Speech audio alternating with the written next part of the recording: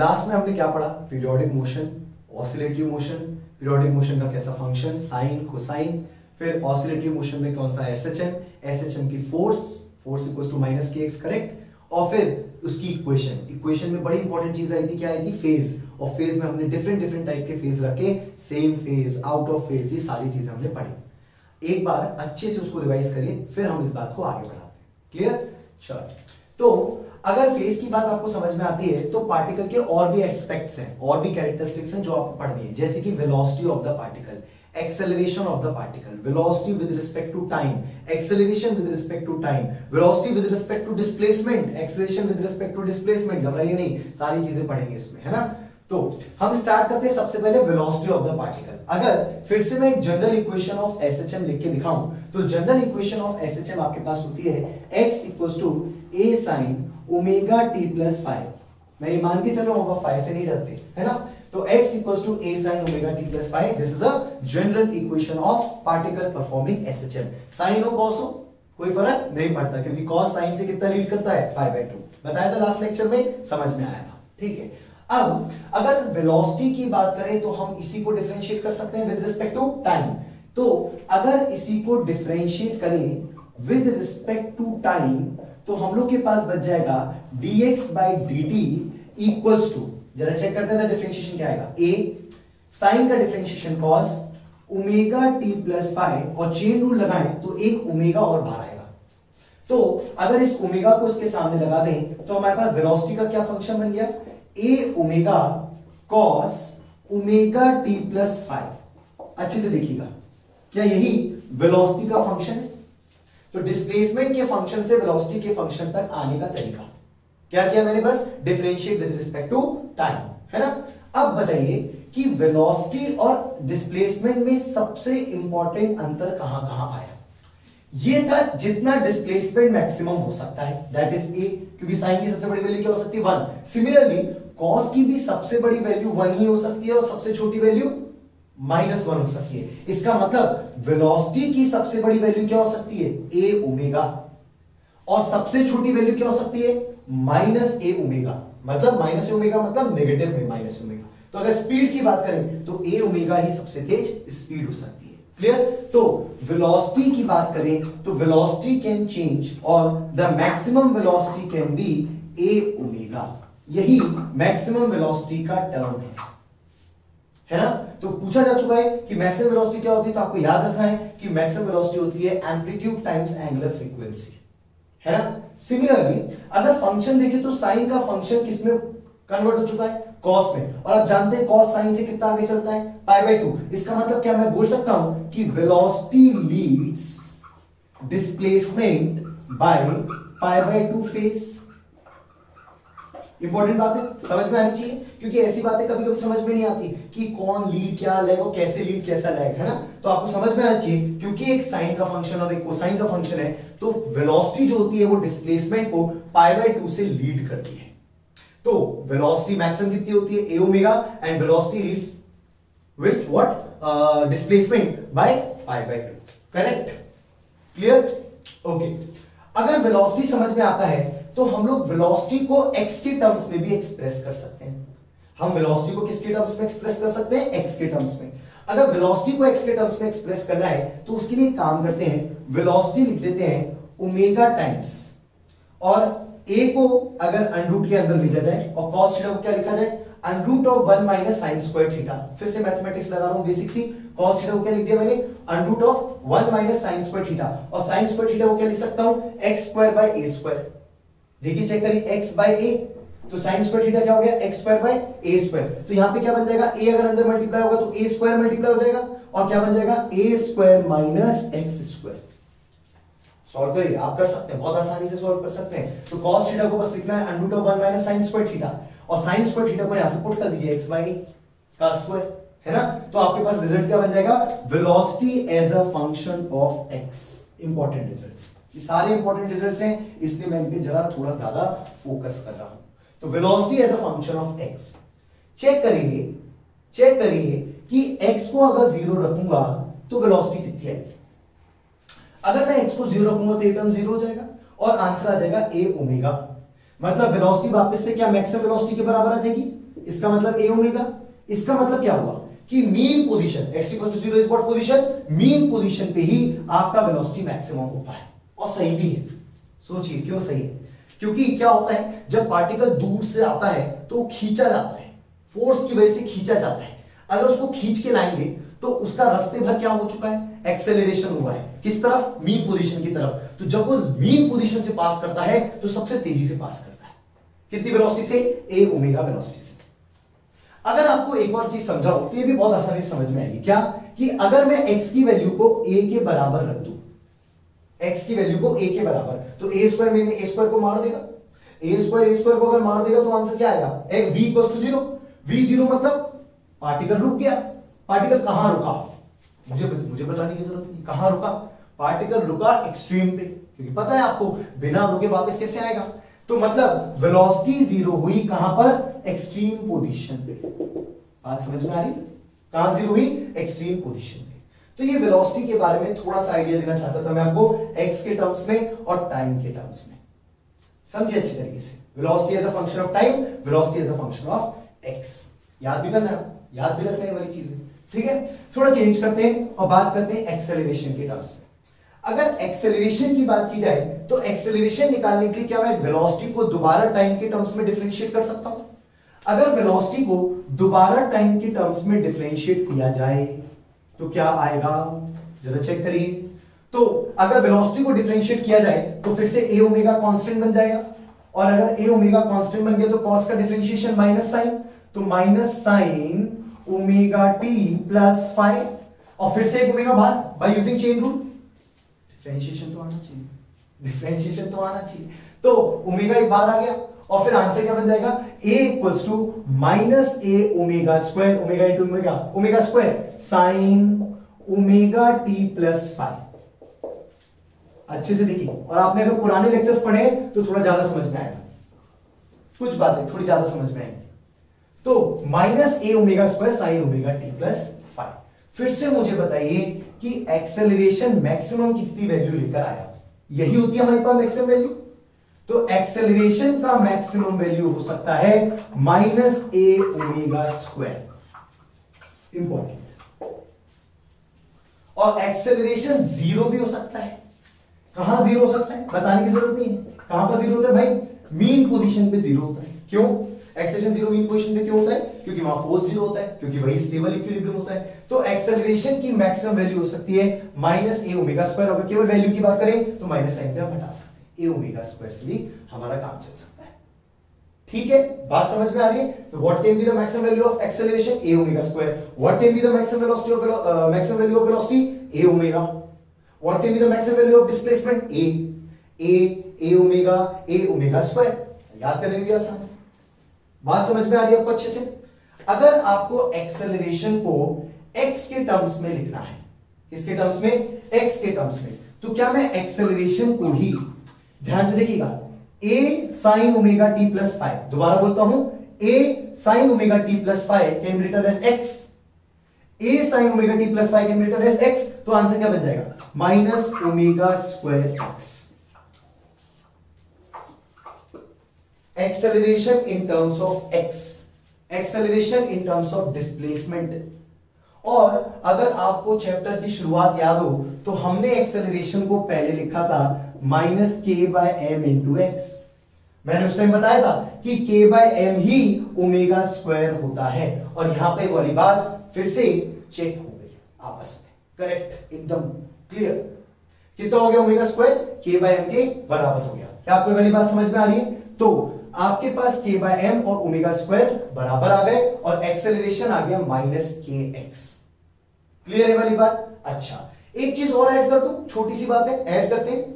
छोटी सी बात ऐड ये कर सकते हैं कि ये आया माइनस साइन और ये था साइन, और माइनस साइन साइन से आगे चलता है फेज के टर्म्स में, कितना आगे, पाई। तो मतलब क्या ऐसा लिख सकता हूं, acceleration leads displacement by pi phase. सही है। तो इस रेस में अगर देखा जाए तो सबसे आगे कौन दौड़ रहा है, इस रेस में सबसे आगे दौड़ रहे हैं हमारे एक्सेलरेशन, फिर हमारे दौड़ रहे हैं वेलोसिटी, और फिर आखिरी में दौड़ रहे हैं सबसे आखिरी में डिस्प्लेसमेंट, और सबके बीच में जो गैप है, जो फेज डिफरेंस है, वो है π/2 का। अब जिसको जितना है, जिसको जितना से हारना है, सब देख सकते हैं, सारा लीड और लैग इस सिंपल से बेसिक कॉन्सेप्ट से आप बता सकते हैं कि कौन किससे कितना लीड कर रहा है और कौन किससे कितना लैग कर रहा है।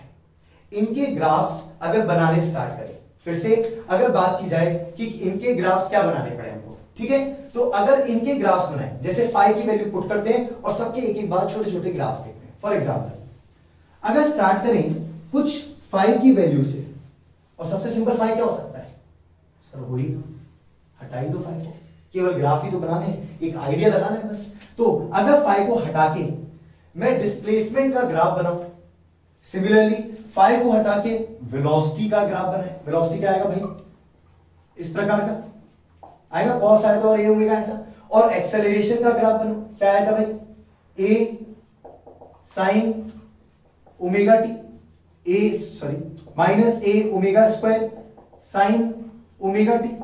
अगर इन तीनों के टाइम के रिस्पेक्ट में ग्राफ बनाओ, इन तीनों के टाइम के रिस्पेक्ट में क्या बना दूं, ग्राफ, जिसमें मैंने फाई को फिलहाल के लिए हटा दिया है, तो आप बहुत आसानी से समझ सकते हैं कि तीनों ग्राफ आपको साइन, कॉस और माइनस साइन के बनाने आने चाहिए। इससे आप एक चीज और सीखेंगे मैथमेटिक्स वाले, साइन, कॉस और माइनस साइन के ग्राफ। चलो बनाते हैं, सबसे पहले बनाते हैं डिस्प्लेसमेंट का टाइम के साथ ग्राफ। अगर डिस्प्लेसमेंट का टाइम के साथ ग्राफ बनाए तो कैसा ग्राफ आया, साइनसोइडल, और साइनसोइडल ग्राफ किस प्रकार का बनता है, इस प्रकार का। कितने वक्त के बाद रिपीट करेगा, टी के बाद, फिर से same to same copy paste t के बाद, एंड सो ऑन, आगे बढ़ाते चल सकते हैं। क्या इसकी मैक्सिमम वैल्यू बता सकते हैं आप लोग, कितनी मैक्सिमम वैल्यू, प्लस में, क्या इसकी मिनिमम वैल्यू नेगेटिव में, माइनस है, क्या जीरो हुआ था कब, मीन पोजीशन पे, कितने टाइम पे, t/2 पे। पोजीशन वर्सेस टाइम ग्राफ केवल एग्जांपल है, समझ में आने चाहिए, ग्राफ अगर बनाने को आ जाए तो आप ऐसे करके बता सकते हैं। ये पोजीशन आएगा किसके साथ, टाइम के साथ, in the function of sine.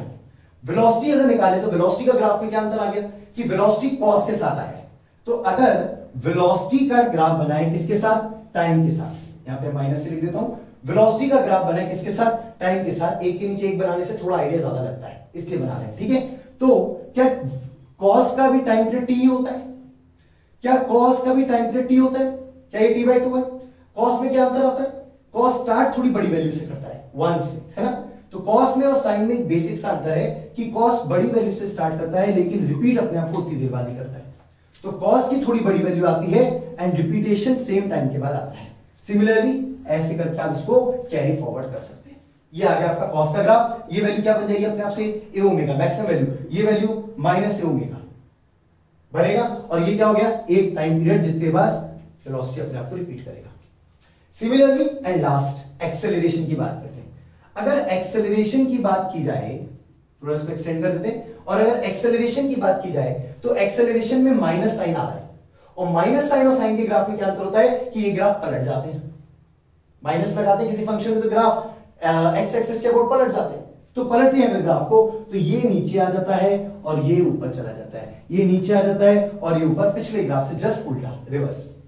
फिर से आप बता सकते हैं, इस बार एक्सेलरेशन की सबसे नेगेटिव वैल्यू है माइनस ए ओमेगा स्क्वायर। केवल जो बातें मैंने बताई हैं उनको मैं ग्राफ्स में रिप्रेजेंट कर रहा हूं, जो मैंने फाई को हटा दिया, जिससे आपको थोड़ा सा ग्राफ के बारे में आइडिया लगे। किन किन का ग्राफ पढ़ा आपने, पोजीशन वर्सेस टाइम, किन का वेलोसिटी वर्सेस टाइम, किन का एक्सेलरेशन वर्सेस टाइम पढ़ा, 3 ग्राफ पढ़े आपने। अभी 2 ग्राफ और रह गए, दोनों इंपॉर्टेंट है, खत्म करते हैं। 2 ग्राफ और रह गए, किन किन के, आपने वर्सेस पोजीशन नहीं बनाया, वर्सेस टाइम तो बना दिया, वर्सेस क्या बना दे, पोजीशन।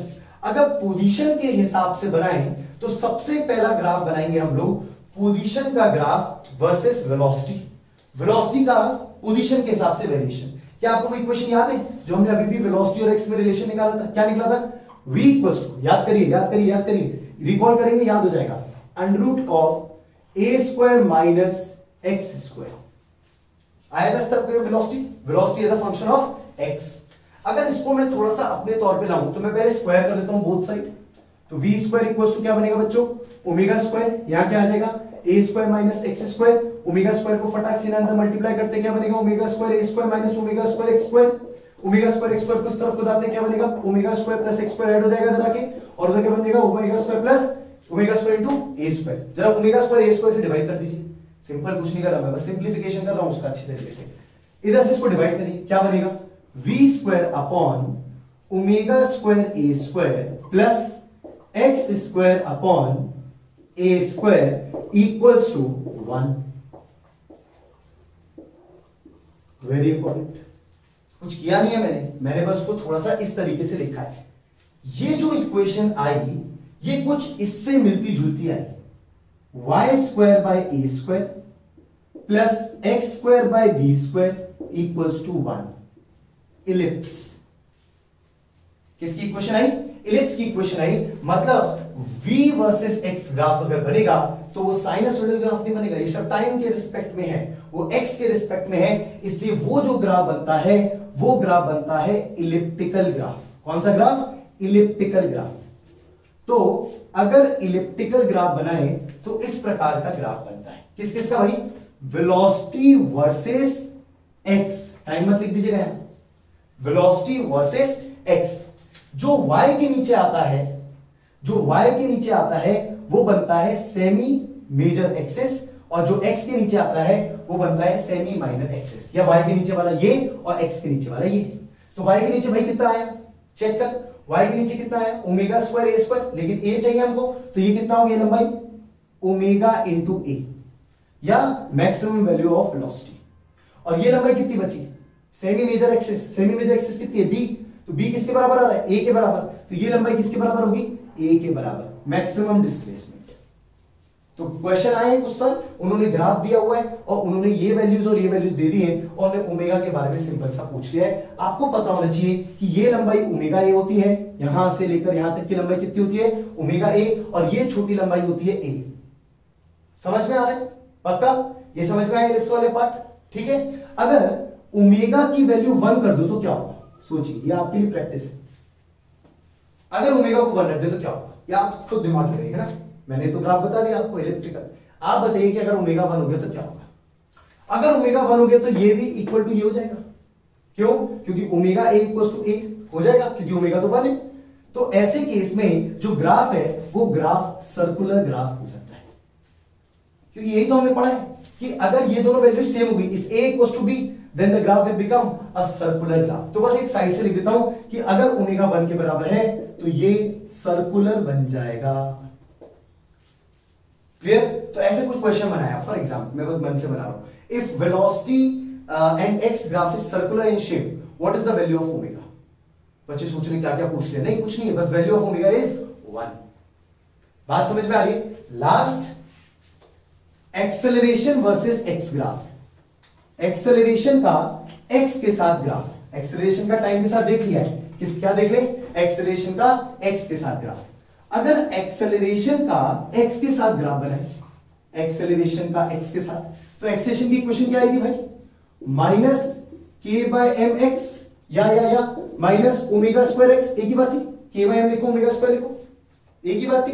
तो अगर ये ग्राफ देखें तो y पे कौन है a, x पे कौन है x, y directly proportional to x, straight line passing from origin having slope as negative, यही तो स्लोप होता है m, क्या बन गया, हैविंग स्लोप एज नेगेटिव। इसका मतलब एक ग्राफ बनेगा जिसमें नेगेटिव स्लोप आएगी पासिंग फ्रॉम ओरिजिन।